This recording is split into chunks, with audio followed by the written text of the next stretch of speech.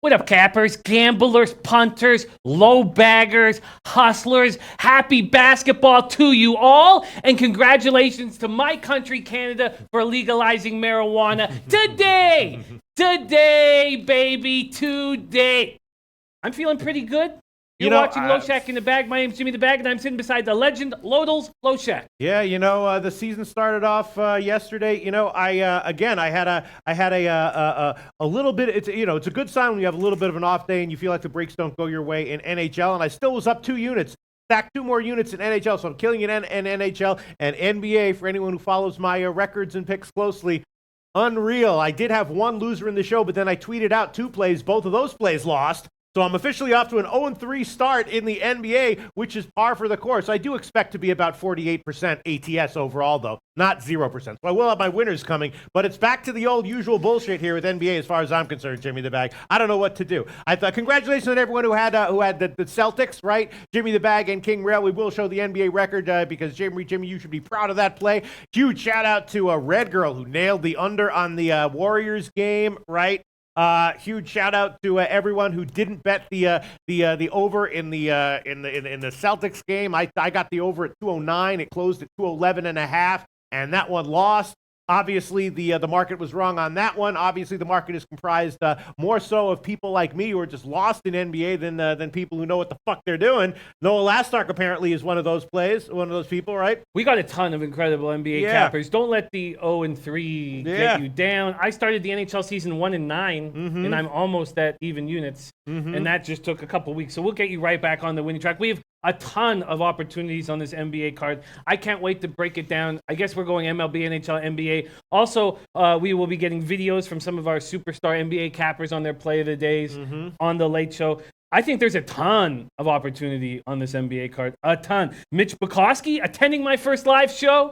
Shout out to Mitch Bukowski. Welcome, my friend. Low bag Famil. Ralph Pawando, no doubt on that Warriors under.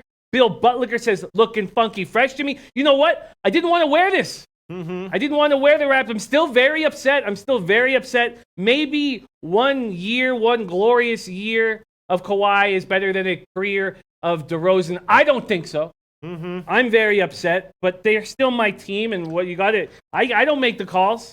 All right. So we got a lot of shit to cover. Let's get into it. Let's just get some quick comments, and then we'll get back into we'll get into handicapping. First of all, Yaya says I have my lock of the year in college football. Write it down, Mr. Peters. Okay, I'm writing it down. Yaya has a lock of the year that he's not going to tell us yet. But on my note, keeping us in suspense. Yes, I'm writing it down here. Yaya, at some point in the future, he may tell us what it is, and I'm writing that all down. Yaya has lock of the year in college football that he may or may not tell us in the future. You think? Will. Yeah. Yeah, he likes the glory. Yeah? He likes the glory. He likes the suspense, man. So he's going to tell us in the in a future comment, but decided for no reason at all.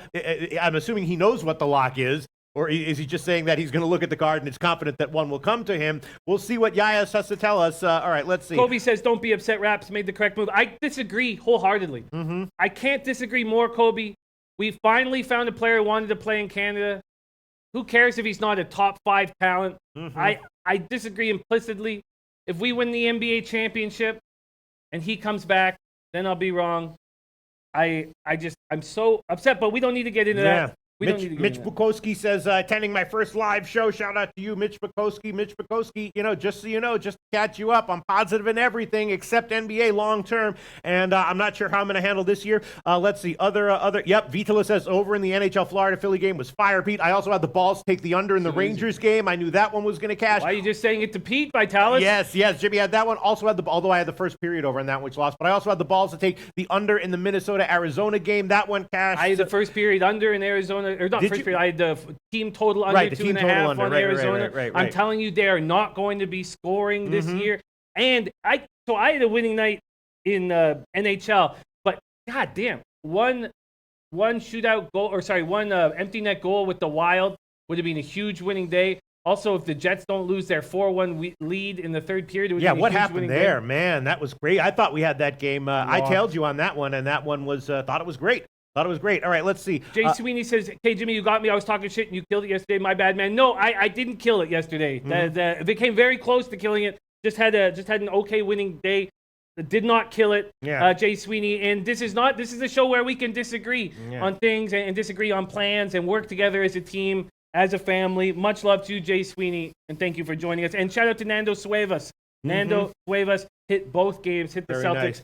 and the Thunder yesterday. Man, Noah Lastark says, went 4-1 NBA. I think I might have a trend for today's game. I love his data science modeling machine. Noah Lastark, if you can help me out with anything to help my NBA record on this show, send me a DM and on Twitter, which I believe now I'm receiving DMs from everyone, from all people. So congratulations to Noah Lastark, guy who does some modeling, and I really got to get my shit together with NBA so that I don't embarrass myself here on camera, live on tape, embarrassing my what's going on? Are you signaling to us?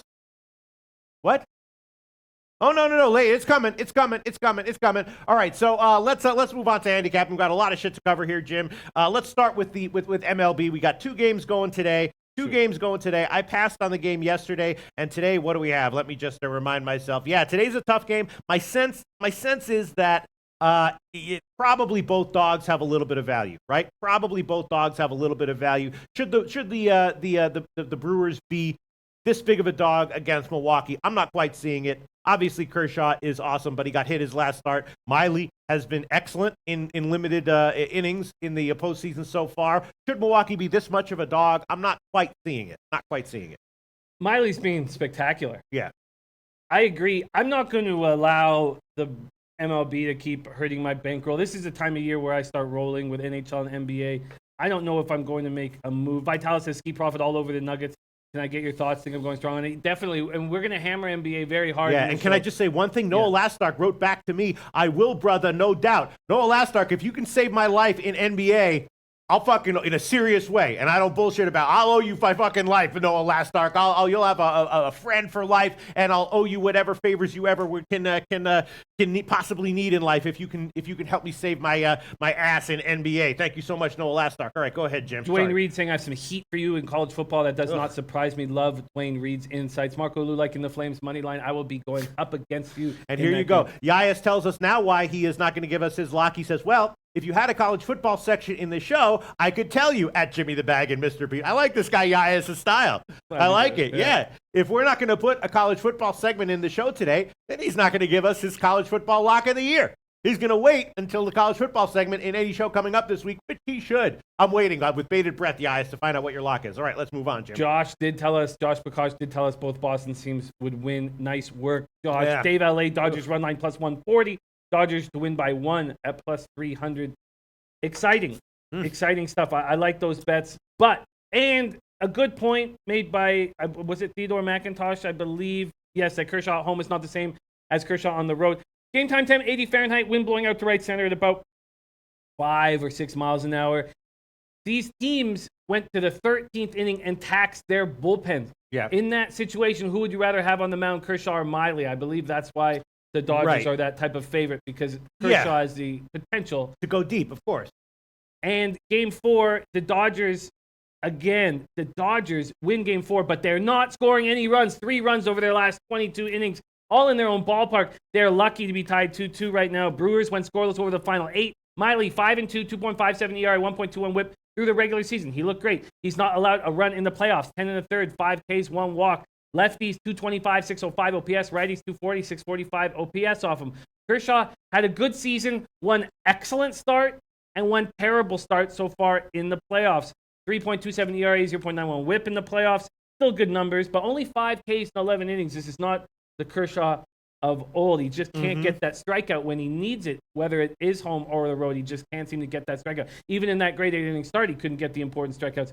The Brewers are hitting 254, 742 OPS versus lefties. Dodgers 240, 733 OPS versus lefties. And righties have more trouble against Kershaw than lefties this year. Righties just 223, 615, while lefties are 243, 679 OPS. Darryl Lyles is on the Dodgers today. I don't know. I just can't keep letting MLB destroy my wallet. So I think I'm just going to let it go. Yeah, man. Listen, I've done well in MLB this year. I passed yesterday. Although I did have a feeling that the Red Sox were the play here. Again, on this card, I'm thinking that probably if you take both dogs, one of them wins, and if they don't win, probably you still have positive EV plays. I'm going to revisit the Boston game later on tonight. That's an interesting one. Porcello against Morton, and Morton, of course, has not pitched in a while. Again, I'm thinking that Boston is probably the play here, right? I think so, because we know that the Red Sox destroy righties. Yeah. And the Astros don't hit righties well. Red Sox 275, 817 OPS versus righties. By the way, our man Noah Lastark says, tell Pete, no worries. You both are the reason why I started this process, and I'm determined to smash my project. If it wasn't for both you guys, I wouldn't be doing what I'm doing. There you go. We're changing lives. And he's changing ours. See, that's how life works, right? We change your life, you change our life. It's a fucking community, right? Not every man for himself, where we just grind the natural resources of the earth into money and then we're all fucking dead, okay? A little bit of a community, okay? Would not help, wouldn't fucking kill us, right? A little bit of communal love and support, right? All right, I'll shut up. You got to go up to Canada and get lifted. That's what you need to do, man. Give me the bag.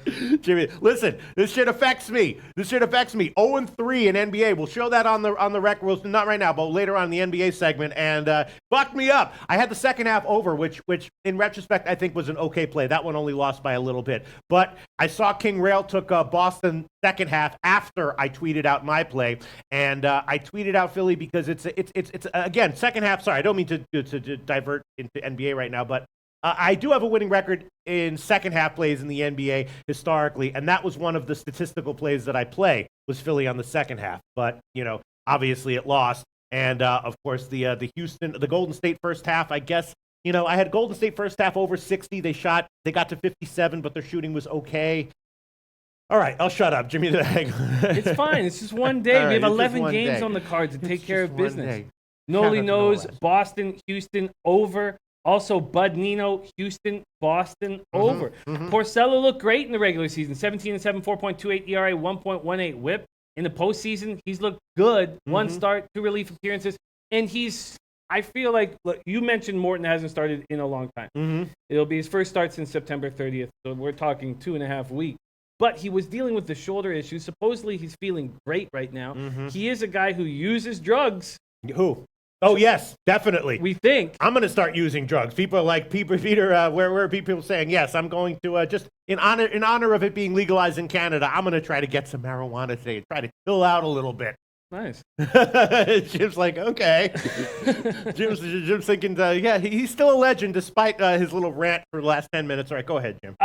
We got to cover something. There's been a lot of talk on social media about Nostra Tota and some allegations about him. He's not, someone was asking if he's a part of SBR. He's not a part of SBR, but he was a low bagger who did a great job in baseball, and now there's some very concerning allegations. I will look further into them, but I can't give a comment on stuff at this point. I need to learn more about exactly what's going on. So and I will. I can promise you I will do that. And wow. He's just a guy. He's a guy who went up 100 units. He was giving us, helping us out with our baseball capping. A lot of nasty things being said about him, and maybe that's for all the right reasons.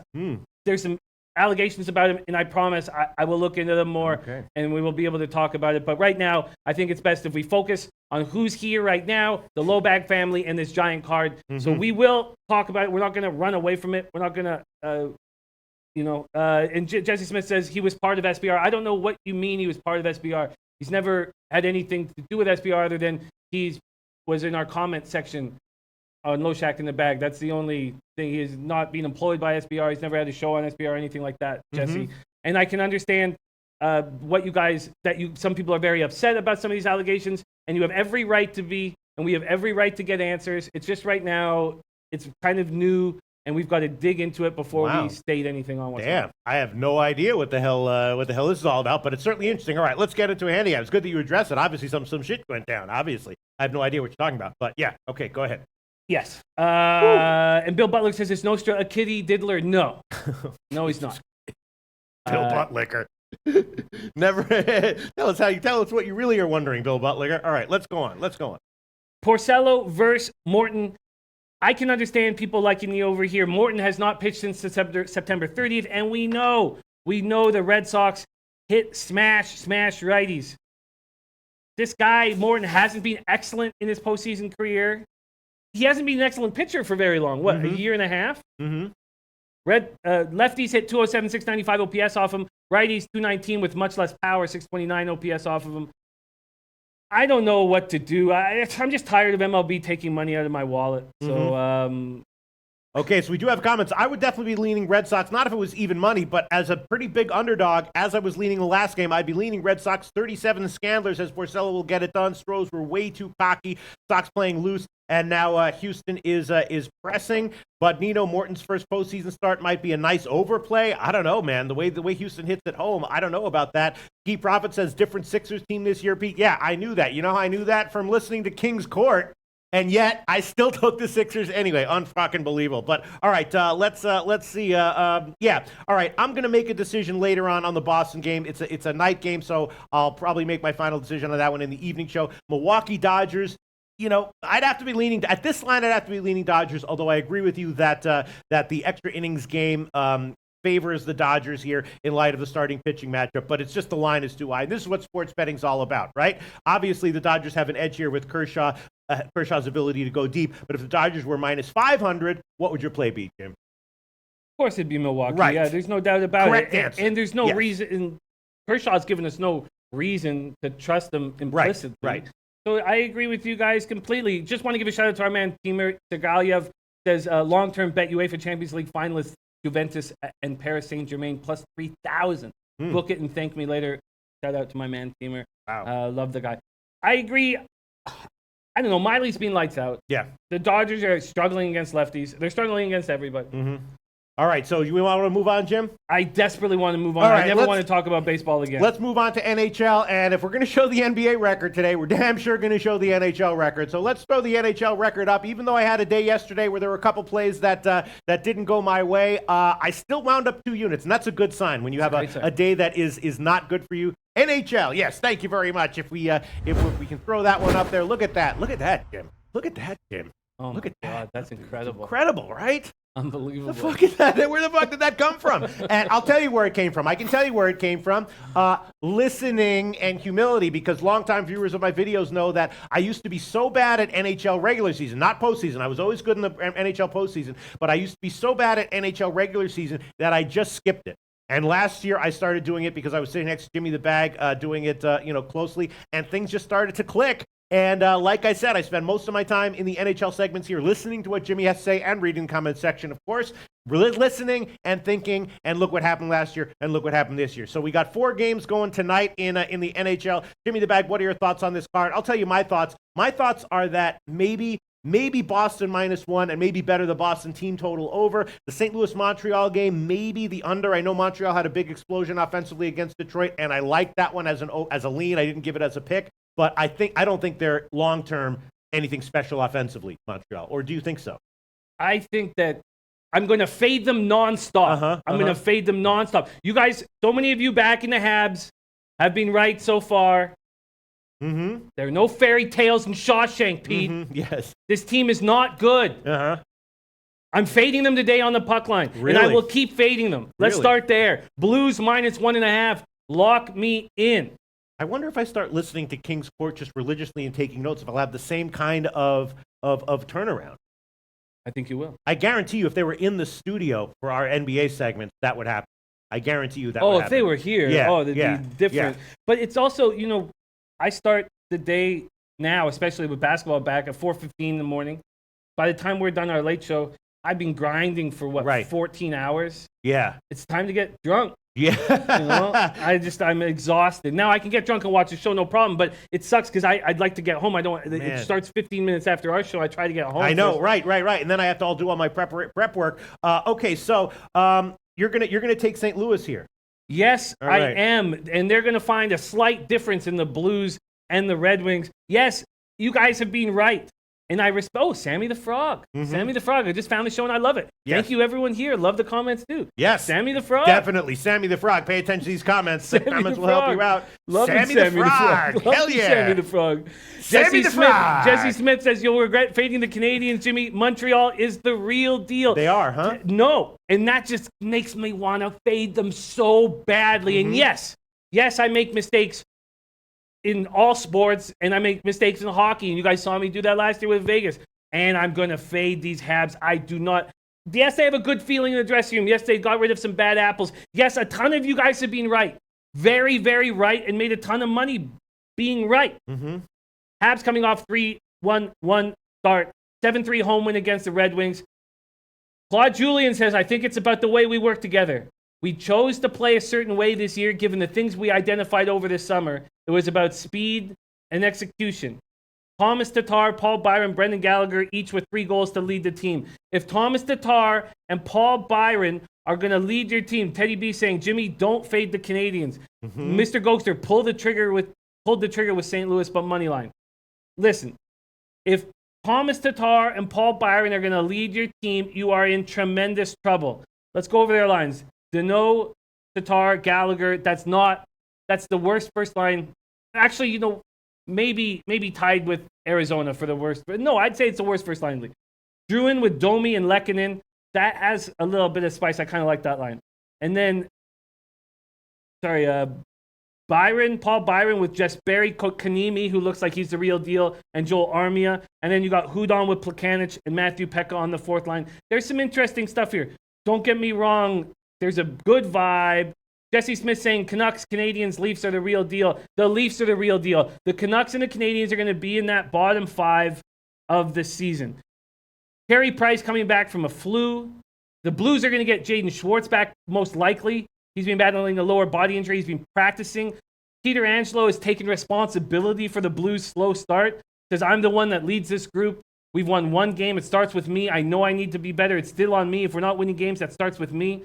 The Blues are, generally speaking, a very strong team. They're expected to be a strong team. They've given up 20 goals in their first 5 games. That will stop. I am taking the Blues on the puck line for a big score. Kate Pasquis says, good luck, Jimmy. I'm on the Habs puck line. They're a deeper team with speed. They spread out their talent, and it's working. Very good goaltending. You guys, Antoine Seymour, Montreal team, total over 2.5. Trust me. Montreal team total over 2.5. Okay, well, we can give you a St. Louis right now at Heritage minus 1.5 plus 270. Some places have St. Louis as the favorite. Some places have Montreal. So if you can find a better line than plus 270, we'll give you that one. But I'm not sure if you can right now. Heritage has plus 270. We can give you that one at minimum. If you mind talking for a few seconds, I'll check one other book. Go ahead. And all right. So I'm going to read some comments here. Yeah, I think the big question for me is that preseason, I was reading some analysis that said that Montreal was going to be weak offensively. But then after their first few games, I started to change my mind a little bit. I liked the over in the Detroit game. I didn't give it as an official pick, but I was leaning that way. That's one of the few leans that I had that I didn't give, that I'm annoyed that I didn't give, that I should have given. And I'm still trying to figure out not necessarily how good Montreal is going to be, but how potent they're going to be offensively. Are they going to be one of these sluggish offensive teams where I'm looking for unders and team total unders regardless of the money line? Or like in the Detroit game, and am I going to be leaning over? In the Detroit game, I was definitely leaning over because I thought the Detroit wasn't going to be able to stop them because their defensemen were out and the injuries. But I'm just not sure what to think of Montreal long-term offensively when they're going up against more stout defensive teams as St. Louis is, right? Yes, and let me answer a couple questions. A ton of guys are backing Montreal. They're in a groove, and that's why I'm getting such great value on the Blues. That's why I will continue to fade the Canadians. I'm going to get a ton of value because of their great start, especially on sites like Bet365 that don't have American influences on their gambling, just Canadian and European. I think I'm going to get a ton of value. Dwayne Reed says, Jimmy, is there any bias with your fade on Montreal? Yeah. There is? Yeah. A fan bias? Yeah. Oh, you can't have that, Jim. Come on. Hey, I'm being honest. No, don't do that. Don't do that. I despise the Habs. Right, okay. I despise the Habs. My dad taught me to despise the Habs. Okay. Everybody out west, they despise the Leafs and the Habs because when the Leafs and the Habs come to town, we have more Leafs and Habs fans than Canucks fans. And that goes with all the Westerns. In saying that, I also think there's tremendous value fading the Habs. Both the Habs and the Red Wings have got off to the perfect start to give me tons of value. I got tons of value here. I'm going to fade this Habs team every single game. Now, will I start losing? We will see. We'll all see together. Jesse Smith says Habs 5-1. Jesse Smith, I value your input. I'm so happy that we kept. It's fun not being on the same page. Listen, when we go over these depth charts, I can't even begin to tell you how much better the Blues are. Let me open up. Then the Habs. And let me just ask you one question. Carey Price, what's your take on him long-term this season and in this game? I expect, in this game, I'm unsure because he's had the flu and he's been off for 2 games. I expect him to be a good goalie. Will he still be a great goalie? He's got to prove that this year. Is he capable of it? Definitely. Definitely. He was a stud. He's getting older, dealing with injuries every year, but he's an absolute stud. So I've already gone over Montreal. Like, look, he's still a stud? Yeah, I think so. Because I'm leaning very heavily. I was leaning under when I capped this game, and I'm thinking about taking it, buying it up to 6 minus 129 at Pinnacle right now. What do you think about the under here? Richie Rich says Montreal gets beat down tonight. Lamont Williams, I'm with you, Jimmy. The Blues puck line. Listen, this Canadiens team is playing way over their head, and they're the most, other than the Leafs, bet on team in NHL. This is going to give us so much money fading them and so much value fading them. Braden Shen, Ryan O'Reilly, Tyler Bozak, 1, 2, 3, top 3 centermen. They're better than any centerman on the Habs. Right. Jaden Schwartz dealing with injury. David Perron on the left wing, and then Fabry still but Maroon, who's a big boy. Vladimir Tarasenko is head and shoulders better than any player on the Montreal Canadiens. Then you have Alexander Steen. Then you go to defense. Peter Angelo and Parayko, they could be on Team Canada if we put it together right. Mr. Gogster says St. Louis much better D than Detroit. Yes, obviously, Mr. Gogster likes St. Louis. 3-2 St. Louis. Jesse Smith, Habs 5-1. Hulk 702, Habs 4-2. And so a lot of people, even the people liking the Habs, are still not seeing a super high scoring game. I'll make this one an official pick. St. Louis, Montreal. I will buy up to 6 though at Pinnacle. Oh, wow. What? Ty Rich was Carey's backup for the Quesnel Millionaires when he was 14 and 15. That's so cool. Wow. I like Carey Price. And when the NHL had the lockout, Carey Price, this is a great story because Carey Price's mom is the chief of a First Nations community up in BC. But not only that, Carey Price won Rookie of the Year in the BC rodeo circuit that year that there was the lockout.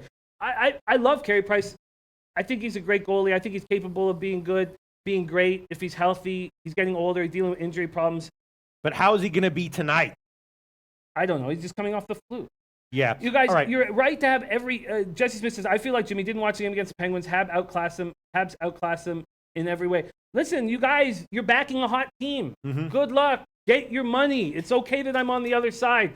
But I see enormous value of the Habs beating up on what could be the worst team in the NHL right now, missing their top 4 defensemen, and then have an angry Blues team coming in. This isn't a Blues team that's 4-0 or 5-0 feeling good about themselves. They are angry, and they're going to take it out on the Habs. I'm going to win on the puck line, a plus 270 score. Okay, and I'm going to take the under, and I am going to buy to 6 at Pinnacle. St. Louis, Montreal, under 6 minus 129. Jim's going to take St. Louis puck line. We'll give him the line at Heritage right now, plus 270. And Stephen Alla says USA women tonight going to clap cheeks.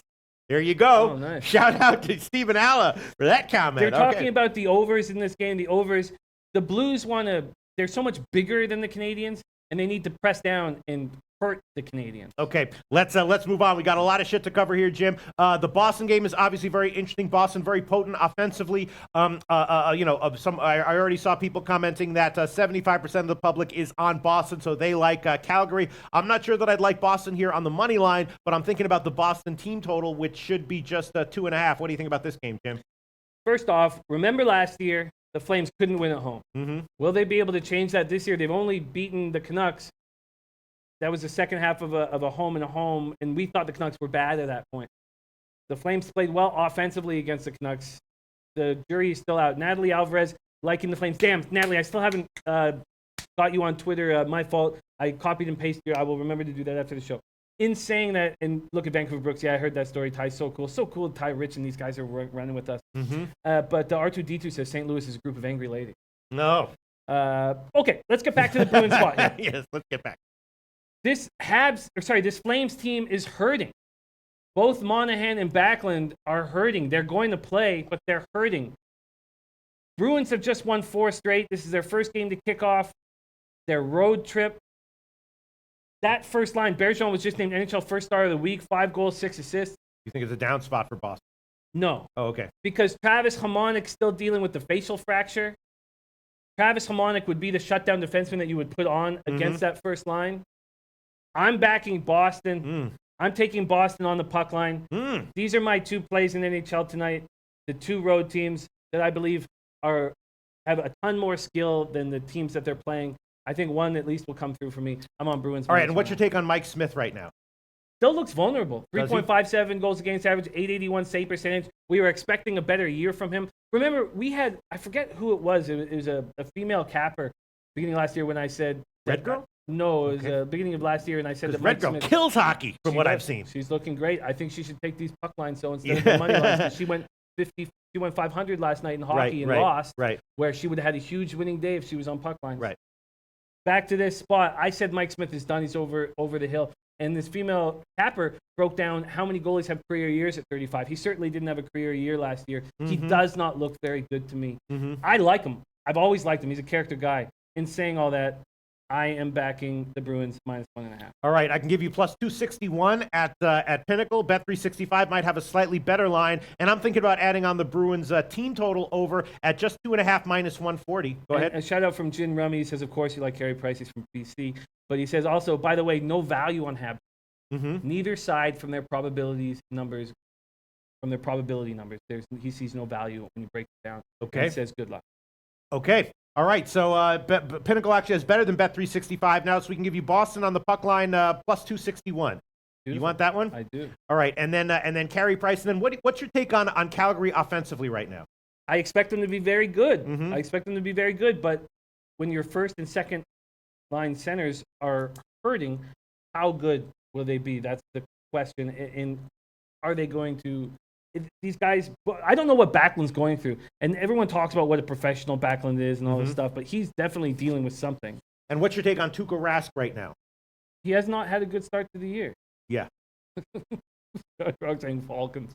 He hasn't had a good start to the year. Do I trust in Tuukka Rask? Absolutely. And the Bruins brain trust has done the work for us. They wouldn't have got rid of Khudobin if they didn't think Tuukka Rask was still the type of goalie that can win you a Stanley Cup. Yeah, I was thinking about overs in this one. I will throw on the Boston team total over 2.5 -140. That's the current line at Heritage. I'll throw that one on there. Team total over 2.5 -140. What is the full game over? The full game over is just 6. And what's the juice to? Actually, you could get even money at the Greek. And I was thinking about the first period as well, which would be a standard 1.5 line at -115 at Bookmaker. Oof, man, Mike Smith is not that good right now, is he? No, but he already has a shutout under his belt. Right. He's the kind of guy who is capable of getting hot. But Boston has a potent offense on any given night, right? They're very, very good hockey. They're a very, very good hockey team. And Tuukka Rask, is his bad start a fluke or what? I think so. I think it's just a slow start from a veteran goalie. Here, Todor Petkov says Rask is elite. Mr. Gokster says Boston's susceptible on the road. But Nino saying, what's the over-under? It's 6. 6. Mr. Gokster, Boston susceptible on the road, meaning offensively or defensively? Meaning you think that on the road they are more likely to slow down offensively than at home, or they're more likely to give up goals defensively than at home? Mr. Gokster, please tell me what you mean. And then if we can move on to the Caps Rangers, Anna Marek leads us into it with go ahead. He says, while I wait for Mr. Gokster's response. Sure, I'd love a good Belleville boy. Yes, I feel like Don Cherry. I want to live in Belleville, motherfucker. I don't know if you do. Anna Marek says, "What about the Caps, Jimmy? They lost their last 2, but have looked great this season so far. Any chance they come out pissed tonight? I thought you'd be on the puck line. I'm not on the puck line, and the Rangers are the type of team this year that I don't want to fade. You're never going to get any value fading them." And I like their offense. And I love what Quinn has done, David Quinn, benching these guys. Look what Shattenkirk did. Shattenkirk gets benched, says all the right things, comes back, gets 2 assists, and scores a shootout goal. I love what he's doing. I just don't think we're going to get... Now, if you are taking the Caps... So I had on Left Wing Lock, they said that King Henrik is going to play again. And I think that's nonsense. There's no way King Henrik goes back-to-back. To me, I think it'll be Georgiev, who had a terrible start. I bet you if they announce Georgiev starting for the Rangers, the line will get worse. So if you're on the Capitals, I would take it now while people are thinking maybe King Henrik will be back in the lineup. Rangers are on the second half of a back-to-back. I'm telling you, this is a dangerous offense. I know I'm the only one saying that. Tomar says Rangers aren't a good team. They've just been desperate on the road. Capitals' only weakness is defense. Rangers aren't a good offensive team. Capitals rested and angry here. I disagree, Tomar. I think that the Rangers have weapons. Legitimate weapons on offense. Watch Buchnevich come back from being sat last night. Matt Zuccarello, we've watched Zuccarello. Sorry, I know Matt there, but Zuccarello, we've watched him. He's an electric offensive dynamo. He's this little guy who's capable of so much. Zibanejad has got soft hands. He can score goals. Robert Bertone says, fuck the Rangers. Listen, fuck the Rangers. I just don't think we're going to get value fading the Rangers. They're one of those teams that I think they're going to be better than we expect. Now they're 0-2 on the road. So what's going on with the Capitals? Why are they not playing well? They've lost 2 straight, scored 2 goals in the process. Now they had 3 days in between games. They rank 30th in the league in face-off winning percentage at 43.8. You can't start every shift without the puck, no matter how good you are. Capitals swept the Rangers 3-0-1 last year, but all the games were decided by 2 or fewer goals. 2 of the 4 games were decided in either overtime or a shootout. Holtby is not somebody I'm going to trust long-term. All right, I've made decisions on the Boston-Calgary game. I will go for some overs here. I'm just worried Tuukka Rask might pitch a shutout out of nowhere, right? Always a possibility, right? I expect Tuukka Rask to improve, but Calgary has a good offense, right? They have a very good offense. It's just how healthy are Monahan and Backlund right now? All right, I'll take him. I'm going to take the first period over, Boston-Calgary, 1.5 minus 115, and I'm going to take the over as well. But again, I'm going to go to Pinnacle. I'm going to buy to 5.5 minus 131. So I'm buying to 5.5 minus 131 at Pinnacle. I'm taking the first period over, 1.5 minus 115, and I'm taking the Boston team total over 2.5 minus 140. That is at Heritage, and the first period over minus 115 for the Boston-Calgary game can be found at Bookmaker and UWager and a few other places. All right. Give me the bag. The other 2 games did not have overnight lines, so I didn't look at them. I am going to look at them in the afternoon. Are you going to make a play on either of those games? We did. There's just one more game. We did break down the Rangers Capitals. You're going to pass on that game. I'm definitely going to pass. Okay. I just don't see value there. All and just quickly touching on the Islanders, Ducks, Getzlaf will be back in the lineup. Missed 4 games with a groin injury, but Silverberg left in the second period. That makes, if you look down their depth chart right now, every single right winger, all 5 right wingers on their depth chart are out of the lineup, and they've got Case hurt, Perry hurt, Eves hurt. This is a tough team. Now they've lost Carter Rowney to an upper body injury. I want to fade the Islanders when they come out west, and I want to fade the Western teams when they go over to Long Island. Lehner, we talked about his psychological issues. He went to rehab for alcoholism. He also has I forget what mental health thing he was talking about. Bipolar? Schizophrenia? No, it's bipolar. Manic depression? I believe it was bipolar. Yeah, there's a lot of them, Jim. No, I know. I was just trying to remember which one Robin Lehner I have had. like about 6 of them, and then there's 8 or 10 more that I don't have, thankfully. But that's why people come to the show. Yeah, they want to see. They want to see how you do from day to day. There's a lot of them, Jim.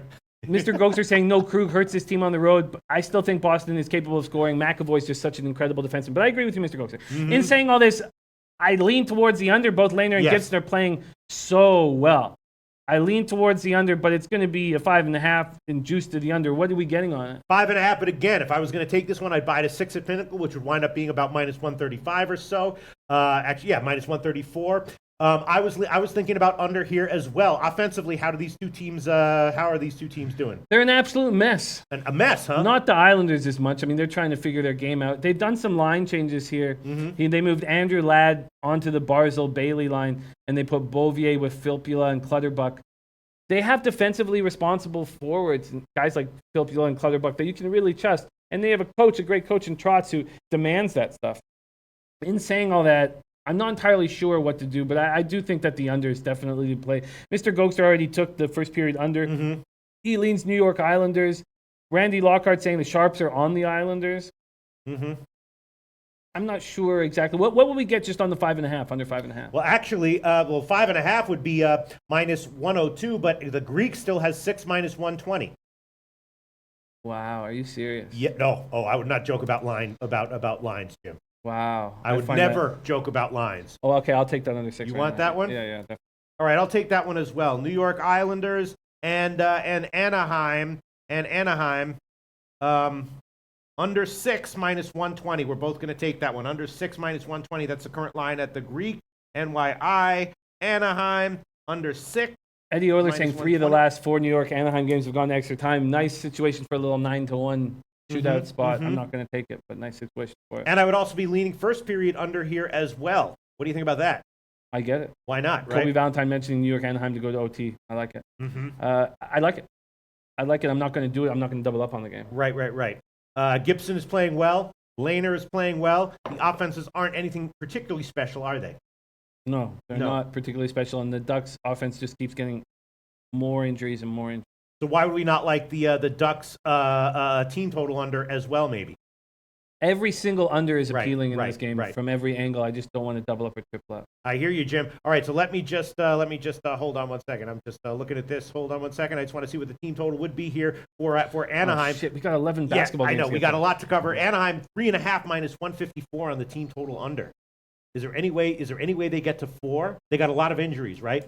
Yeah, they do have Getzlaff back. But who are the guys? All right, so that's it. Let's move on to NBA. We got a lot of shit to cover. Once again, Jimmy the Bag has taken St. Louis puck line, Boston puck line, Islanders, Anaheim under 6. I'm on St. Louis, Montreal under 6 minus 129.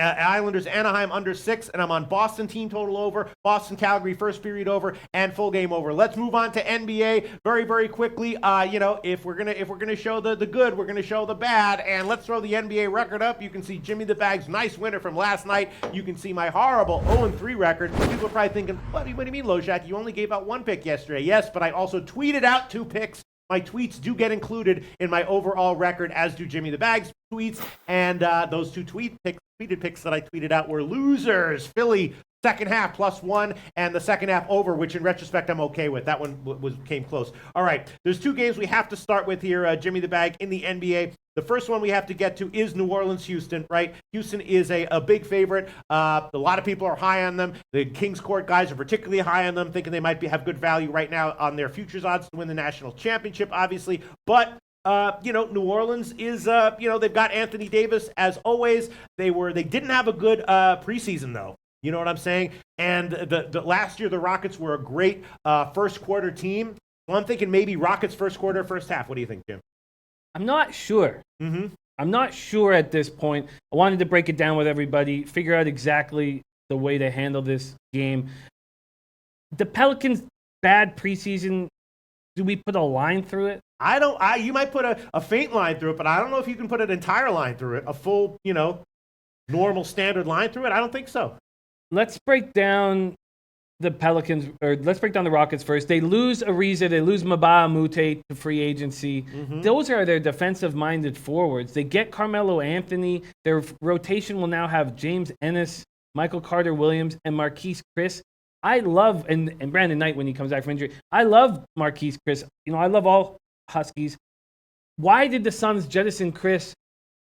It can't just be because of unnecessary fouls. There has to be an issue with his character. They have to have been doing the research for us. It just doesn't really make sense. George Schechnader says Pals have no one at the point. J. Holiday. Yeah. I don't see why. I'm absolutely in love with J. Rue. There's no injury issue that I'm missing, is there? No. Nick Murphy says, what are your Twitter, Loshak? It's P. Loshak, I believe. P. Loshak. All right, let's go on. Jimmy the Bag. Yeah. I'm not a fan of Elfrid Payton. And I have not been. And those are the offseason changes that the Pelicans made. They bring in Elfrid Payton. They bring in Julius Randle and Jahlil Okafor. Okafor is hurt right now. We saw what the Pelicans did as soon as they brought in Mirotic. They just ramped up the pace. Led the league in pace over the final 31 games, 102.9 possessions for 48 minutes. So they ramp up the pace, and then we have a Rockets team that lost their best defensive-minded forwards. You have to think that this game could go over this enormously high total. Is this how you want to start the season, by taking is it 230? 230, yes, it is. And the first half is 118.5 or 119. First quarter is 59.5. I was thinking that Houston, I was thinking fast pace to start, and maybe Houston minus the points to start. Maybe Houston first quarter. They were a great first quarter team last year. Why not think that they're going to come out on fire again this year? Again, one of my leans. Again in the NBA, my leans tend to do better than my official picks. I was leaning Golden State first half last night, and of course they did cover the first half. Lost the full game ATS though. You know what I'm saying? I'm thinking Houston first half minus 4.5. Why would that not be a good play, Jim? I think that might be a good play. I just need to see them end their rotation. I need to see what happens with Melo on the floor. If there was any play that would appeal to me, I would say that is. I'm a huge J. Rue Holiday fan. I wish he spent more time with Darren Collison at UCLA. He showed, tremendous character when how he handled his wife's brain tumor. I like this Pelicans team. I think they're going to be really good this year. I don't know what to make of the Rockets with Marquise Chris. And here we go. King Rail does like Houston first quarter. He quoted 3.5. The first quarter is actually 2.5. The first half is 4.5, and the first quarter is 2.5 or 3. Hulk 702 likes the under in the Rockets game. Mm-hmm. And Red Girl, there you go. Her first, in my memory, write it down comment. Red Girl, Houston under 230.5. Write it down. Red Girl did go head-to-head with King Rail, myself, and others on the Golden State total last night. And Red Girl was proved to be correct. Now Red Girl with a write it down comment. Houston under 230.5. Write it down. Consider it written, although I don't have to. I'll remember that. But I'm going to write it down anyway, just because she asked. Under 230.5. King Rail says Rockets blowout early. Right. That's what I'm thinking. Yes. And I'm getting a lot of heat for pronouncing the J. Listen, I agree that the Rockets could come out flying. Mm-hmm. All right, I'm taking him. 0-3. I hope I'm not jinxing everyone and their mom who is on this play as well, but I am taking Houston first half -4.5. I'm going to check to do a little line shopping here to check. I'm just concerned that, I just feel like, even with Anthony Davis, I just feel like Houston will have too much. Houston is the real deal right now, aren't they? The real deal. How can we make that statement? Because we know what they did last year. We know who's on the team this year. But you take away their defensive strength. And how are they going to play? We just need to watch them play. That's all. I need to watch them play. I like Ennis. Mm-hmm. He can help defensively. The jury's out on what Marquise Chris can do. We just need to watch them play. I fear that, I don't know, let's look over their roster quickly, because I have a fear with this Rockets team. I know that they do have Capella. It's hilarious. All right, I guess I'll hold off because it is true that I mean, the Pelicans have traditionally started slow in the Anthony Davis era. I know that. It just seems a little bit too obvious. Houston first half, but I mean, you're right. Davis could keep them tight. It's a big challenge. They're going to get as up for this game as they possibly can. Tomer with an interesting comment here. I don't see Houston coming out strong, but I still lean them early. They almost won the championship. I don't see them getting up for the regular season. They know that expectations are super high for them this year, right? Well, Tucker and Capella are not going to get pushed around. Mm-hmm. Tucker is undersized for the power forward, but that's it. The Pelicans have some guys that can possibly push them around in the front court. I need to see this Rockets team in action. I just don't trust Melo. Here's some comments. This might be a great call. This might be the best way to take this game. Again, player props can have the most value in NBA in general. Kyle Jack, Anthony Davis, under 34.5 points. Again, Kyle Jack, guy who knows a thing or two about betting in general and specifically player props in NBA. Kyle Jack, Anthony Davis, under 34.5 points. He didn't ask me to write that one down, but I'm writing it down anyway. And especially if you like the under anyway. If you like the under anyway, then in general you'd be leaning player props under on points. I'm writing that one down as well. Kyle Jack likes Davis under 34.5 points. Okay. Ricardo Ortiz says, spot on, Jimmy, never go units happy on the first NBA games. There are some plays that I want to go units happy. Don't get me wrong. I just don't know what to make of this Rockets team. I know everybody's so high on it. King Rail has Rockets plus 800 to win it all already. Mm-hmm. I just need to see them. I need to see it. Next game we're going to talk about. This one I think what the hell do I know? But Minnesota, San Antonio, we're going to talk about that one right now. Obviously, all kinds of question marks with both teams here. But I do feel like, they both played, slow paces last year. Why would this total be so high? Is the under not a good play here? The under is the play I want to make, and I just wanted to talk it out with everybody. Yeah. It makes so much sense to me. We know the Spurs are an absolute mess. First off, they lose Parker and Ginobili. Take away Kawhi Leonard, Danny Green, add DeMar DeRozan, and Jakob Poeltl. I was so excited for this Spurs season. I was ready to anoint them my second favorite team because I'm tired of Wiggins and tired of the Timberwolves. I was ready to anoint them my second favorite team. And then all their point guards go down. Rainier, Beach, ex-Husky, defensive juggernaut DeJounte Murray. He was the straw that was going to stir this drink. I believed in him so much. I love DeJounte Murray. They lose Lonnie Walker. They lose Derek White. What the hell are they going to do? Bryn Forbes, Patty Mills are not viable long-term options to the point we've seen when Patty Mills has to come in to give Parker a break. It just doesn't work. Chalmers, Nelson, and Raymond Sessions are available in the free agent market, but they're not going to be able to. They're not going to do the job. Can Pop figure this out? And then we have the Timberwolves with this giant Jimmy Butler fiasco. It just can't work. I mean, yes, we're all a little disappointed in Andrew Wiggins' career so far. Maybe Karl Anthony Towns is not the first ballot Hall of Famer that we imagined he'd be. But Butler calling him out, this team is a mess. They bring in Anthony Tolliver. They re-signed Derrick Rose. They got Okogie and Bates Diop coming in from the draft. Ski Prophet says, I like that everybody's throwing dirt on the Spurs now. I get that Pop can figure this out. But at this point, now, okay, so what scares me is, can we look at how the Wolves played in the preseason at all to decide how we're going to handle the total here? Wolves allowed 143 points to the Bucks on Friday in that last preseason game. Yeah, I want to take the Spurs. The under here. I want to take the under. I definitely want to take the under. I don't know who's going to be bringing the ball up. Who's going to be delivering the ball to their shooters in good situations. I don't know how it's going to happen. What is the total at right now? Well, it's high. It's 211. It opened at about 209.5 or 210, it opened at 210.5, which I thought was a little high, and now it's up to 211. Yeah, I'll take the under.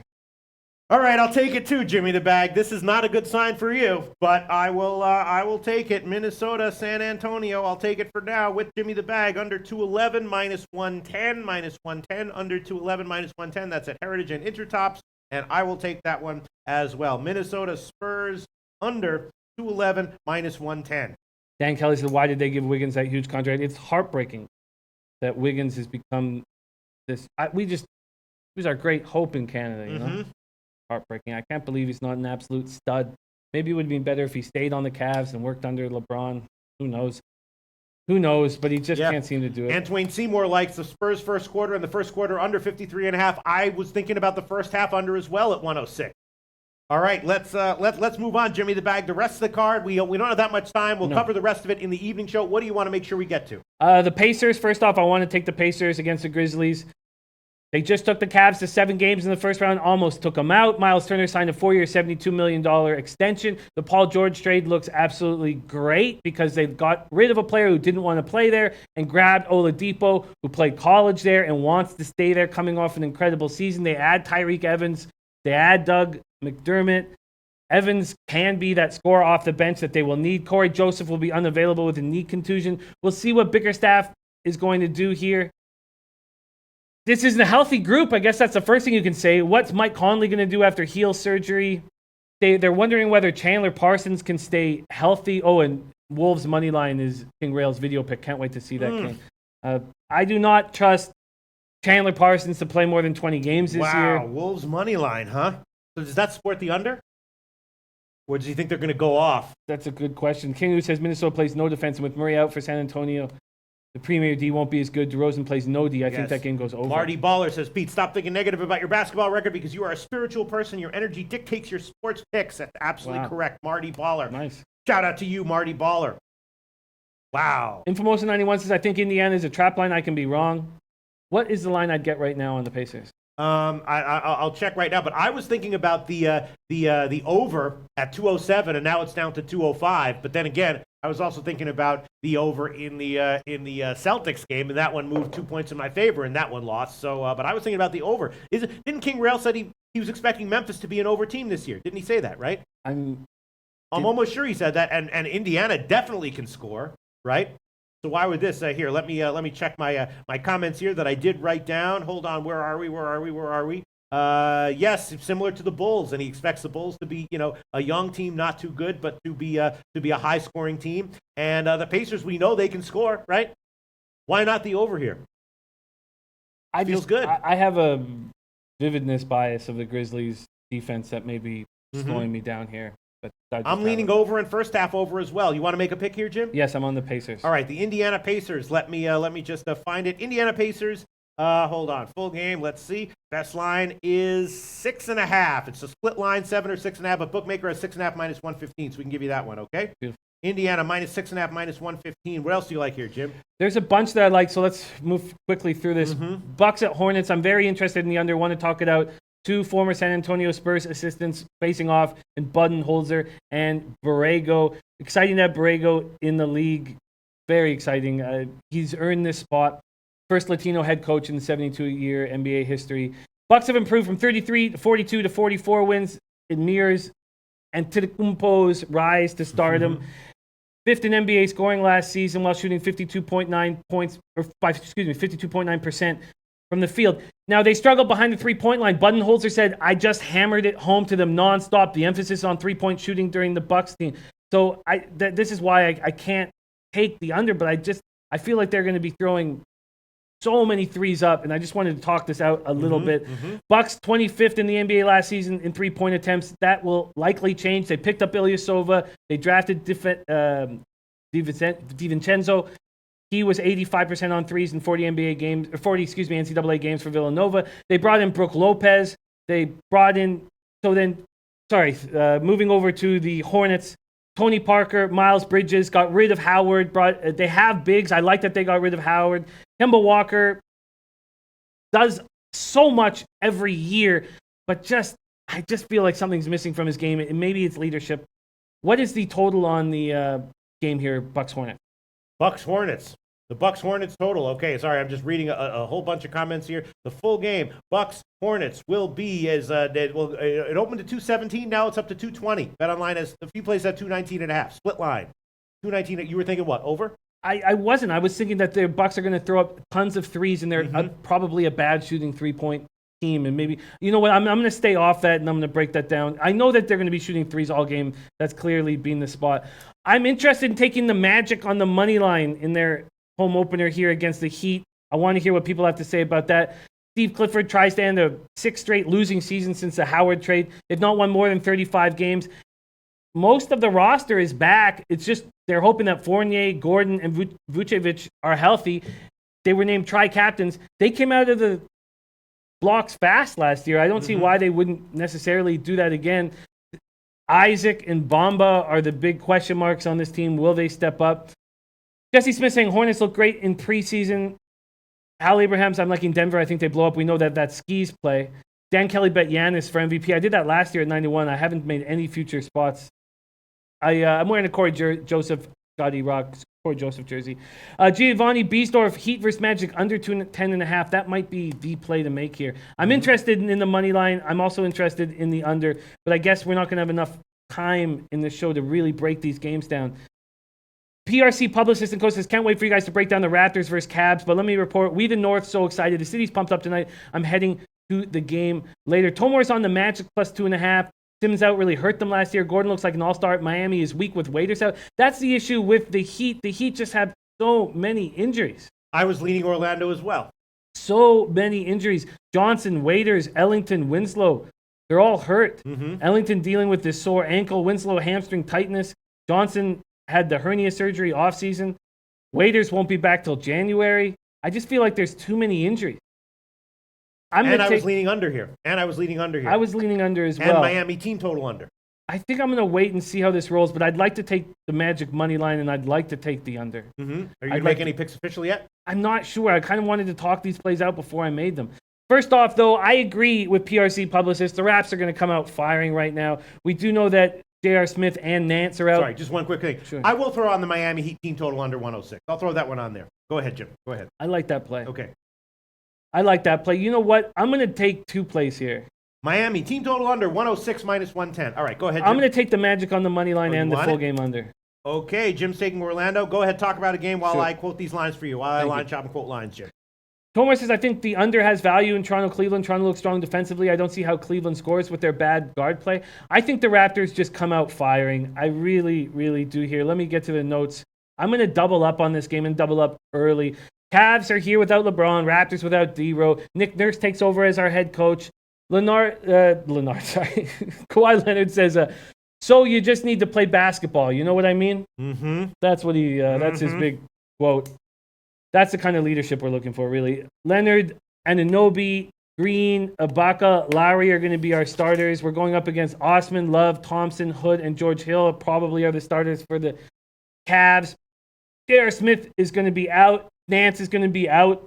I don't need to talk about this too much. I'm taking Raptors first quarter and Raptors first half. Okay, for the Orlando game, the money line will give you plus 120, and for the under, 210.5 minus 110. That's the current line at Heritage, and the money line plus 120 is a market line. And what else do you want, Jim? Under 210.5. Yes, 210.5 minus 110. And what else do you want, Jim? I am taking the first quarter and the first half for the Raptors. Okay, Raptors first quarter and first half. Let me line chop, and I'll tell you what we can give you on that. Why don't you talk about another game while I line chop for you here, Jim? Thank you. First quarter, first half. Don't worry, I'll let you know what it is. Okay. Eddie Euler saying Jimmy Homer Raptor. I just think they're going to come out firing. I just really feel like they're going to come out firing. I really like the Kings this year. I think we're going to find value on them at times. Are we going to find value against the Jazz? No. Quaddy Latte saying the Cavs are bad at basketball. Things have changed. Jesse Smith says Raptors going to roll. Book it. Tomar says I think Toronto will take time to come together. Leonard won't play major minutes to start the season. Big line. Jason Walker says like that Magic pick, Jimmy.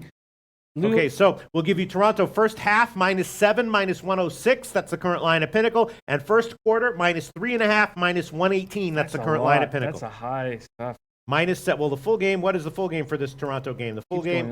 The full game is 12.5 or 13. Yeah, so that's roughly makes sense. First half -7 minus 106, and first quarter -3.5 minus 118. Now that you know the line, you want to lock them in. You can. I do want to lock them in. King Rail says Raptors murder tonight. Okay. Wow.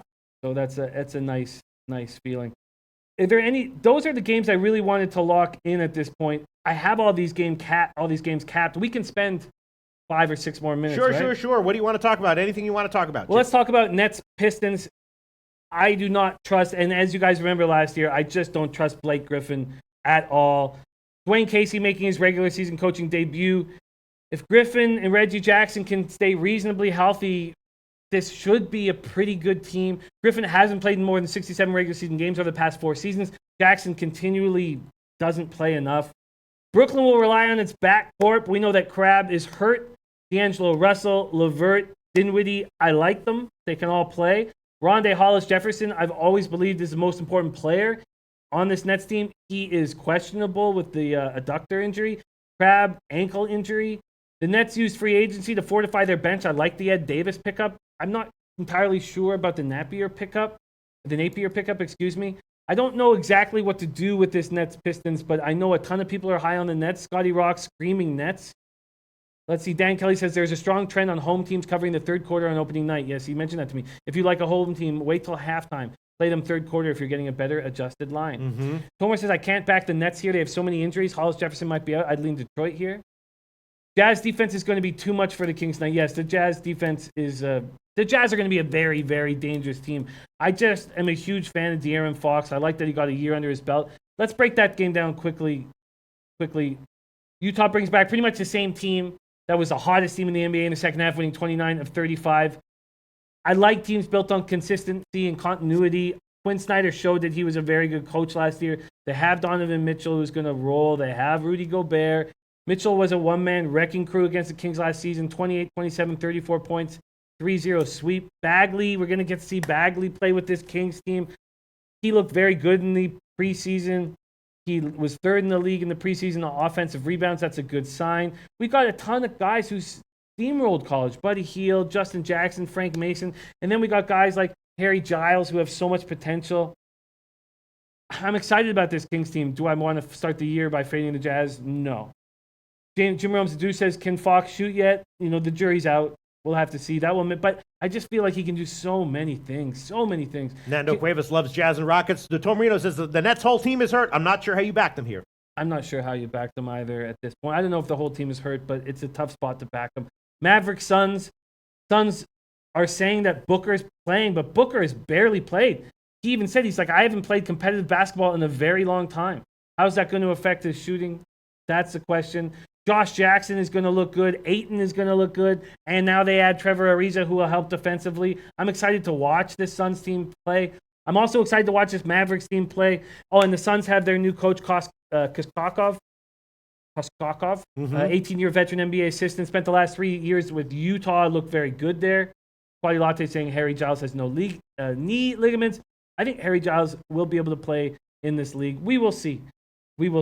Ryan Taylor saying, low baggers, give my boy a handicap. Hank a follow. Great picks. Bucks money line. Toronto -12. T-Wolves money line and Heat Magic under. That's a good sign. We're both. Capper John says the Heat has a new offense, Loshak, playing faster. Did I make a mistake taking the team total under there? They have so many injuries. We'll have to see. I understand that they want to play faster pace, but I don't know if they're going to be capable of doing it. Right. Giovanni Beaster says, yeah, Kings have young players. I like them. Also, Ski Prophet saying Mavs. What is the now? Obviously, the Mavs are going to be an extremely exciting group here. They only won 24 games last season, but we know that DeAndre Jordan is just an absolutely enormous pickup for them. The draft looks very good the last 2 years.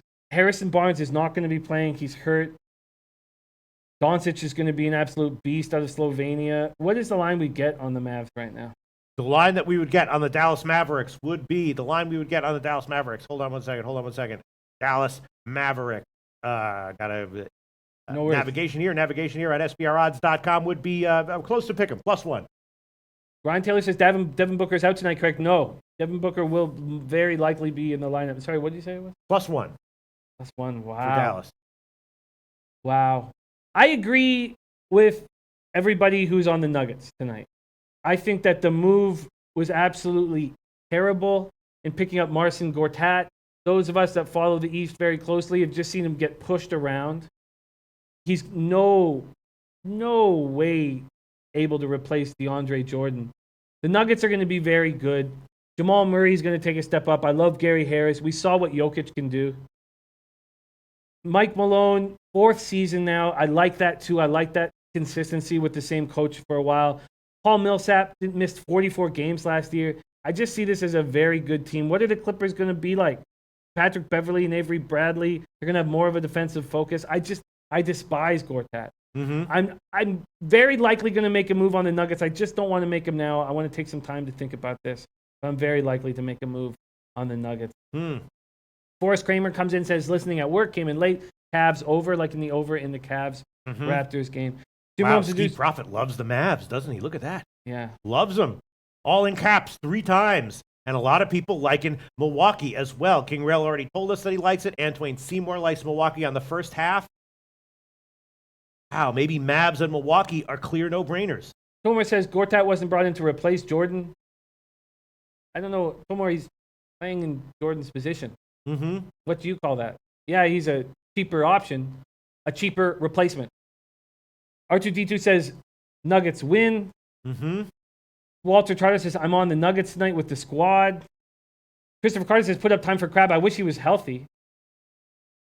It's I think I'm going to back these plays that Kings Court, the guys are on. I think I'm going to back them. I just want to take a little bit of time with them. I want to take a little bit more time with the total and Bucks Hornets. But we do know the Bucks are going to be trying to take nonstop threes, and they don't have three-point shooters other than Ilyasova. Even he's just a 36.6% career three-point shooter. Wow. Very interested. Eddie Euler saying boatload of people on the Nuggets. Eric Yellowhorse, Hawks money line, Magic money line, Cavs +3, T-Wolves money line, Nuggets -1.5.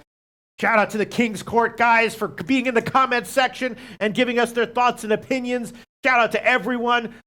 Tom Marino, Tomor, Ski Prophet, Eddie Euler, Kyle, Jack, Antoine Seymour, of course.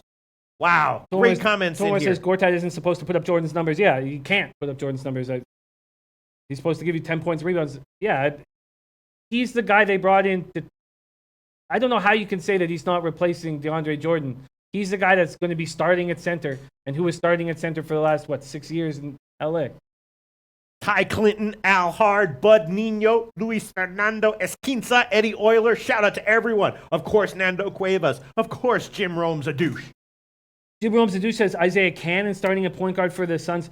We heard the Suns coach is just raving about Cannon, how important he is to the team, what a big deal he's going to be there.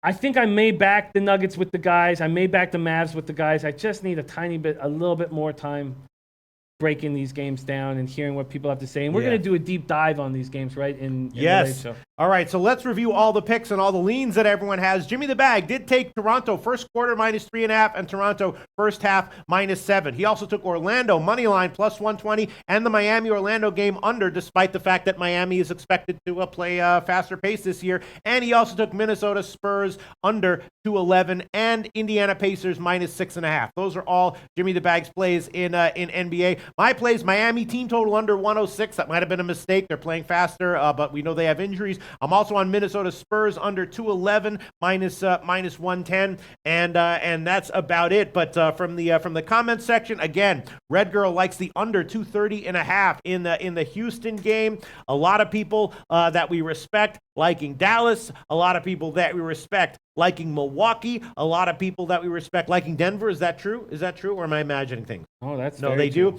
And of course, Jimmy the Bag liking Toronto, and a lot of people that we respect were backing Toronto as well. King Rail thinks that Toronto is going to roll. Jimmy the Bag taking them early, not on the full game at 12.5 or 13. And then, of course, a lot of people thinking that maybe the Nets are a good fade tonight, right? They are no, I mean, not Scotty Rock, and he's been very hot lately. I don't know if you want to go against him. Eddie Euler saying, knowledgeable cappers say Atlanta will be as bad as the Vancouver Grizzlies. I find that difficult to believe. I understand that out of the gate, and they're going up against Knicks, and these are both terrible teams. Right. The Fizdale era begins in New York City. They're starting Trey Burke at the 1, Nicolina at the 2, Hardaway Jr. at the 3, Thomas at the 4, and Cantor at the 5. Kevin Knox will be coming off the bench. I love Dwayne Dedmon and John Collins. They're both hurt. Justin Anderson's hurt too. I love them. And without them in the lineup, clearly Spellman and Alex Len are incapable of replacing them. There's talk that Vince Carter's going to play 20 minutes for the Hawks. They're in bad shape, but God, I really dislike both teams. I don't. What's the line right now in Hawks Knicks? Knicks -3. Anthony McRae saying Knicks play of the night. Maybe they are. I just wish Dedmon and Collins were playing because I would love to jump on the Hawks. I don't know. And Antoine Seymour said only injuries Heat have is Ellington, Waiters, and Johnson. I thought they had one more, but we'll look into that further in the late. Okay. Well, we do have to wrap shit up, but we'll be back at 6 o'clock Eastern time where we'll go over all this a lot more in depth as much as we can, as much as time allows. Of course, the pre-snap read show I'll be doing today at 4 o'clock Eastern time, and it's interesting. I feel like I'm learning a lot, absorbing a lot here from listening to everyone in the NBA, and I'm going to try to fire up a new spreadsheet little model there for NBA. See if that helps me at all. It's just my numbers have just not been good in NBA long term, and we'll be back at 6 o'clock Eastern time. Thanks so much. Huge shout out to everyone. You make this show great. We'll see you at 6 o'clock Eastern time.